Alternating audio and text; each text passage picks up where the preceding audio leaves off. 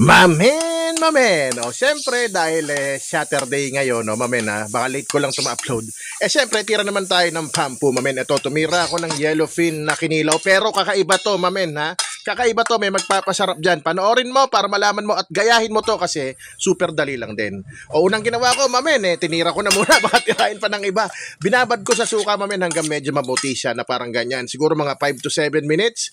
At pipigain mo yan, mamen. Pero yung saktong piga lang, ha? Huwag mo pang gigigilan kasi syempre, malambot lang yan. Madudurog yan, mamen. Durog na nga itong puso ko, pati puso mo, tapos madudurog pa yung tanpuluts natin, mamen. O tapos, discard mo yung suka na yan, malansa yan. Yung suka na yun, nakita nyo, yun ang gagamitin natin, mamen. Black vinegar. Chinese vinegar siya na nabili ko lang sa SM Grocery. Masarap talaga siya.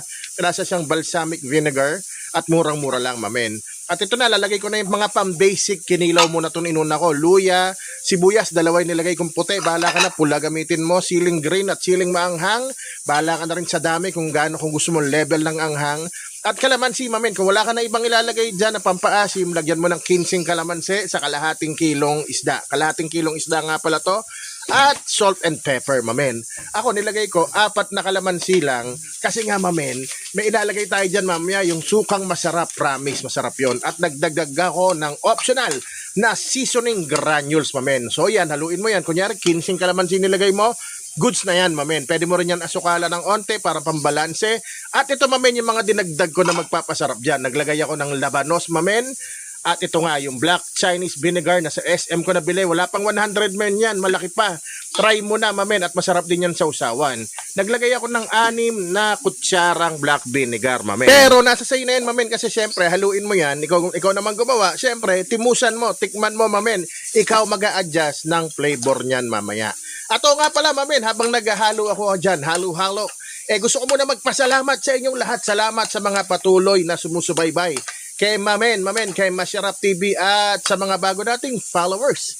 Thank you very much. Welcome po kayo dito. I love you very much. Mwah. Chup. Ayan na, mamen. O, yung iba ayaw ng asukal. Siyempre, lalo na kung yung mga diabetic. Sa akin kasi, mamen, pambalanse. Tinuro din sa akin yan ng isang chef sa isang sikat na restaurant. Hindi ko na sabihin kung ano, wala namang bayad. De, joke lang. Basta tinuro yan. At try nyo rin, mamen, kasi okay din siya. Balancing, may onting tamis sa super anghang at yung asim na binibigay nung black vinegar, mamen. At syempre, dahil malakas ang kapulutan mo, kainuman mo, malakas sa pulutan, dagdagan mo ng sili, mamen. De, joke lang. Mas masarap talaga yan pag maanghang para, alam mo yon, sumisipa talaga. At mamen, baka pwede nga palang pa-comment kung saan ka nanonood ngayon para naman malaman ko or malaman ko kung saan naabot itong video natin, mamen. Ay na nga, dinagdagan ko pa ng onting sukang black vinegar para lalo pang tumingkad ang asim. O basta, mamen, pulutan to. Sisigaw ko na, mamen.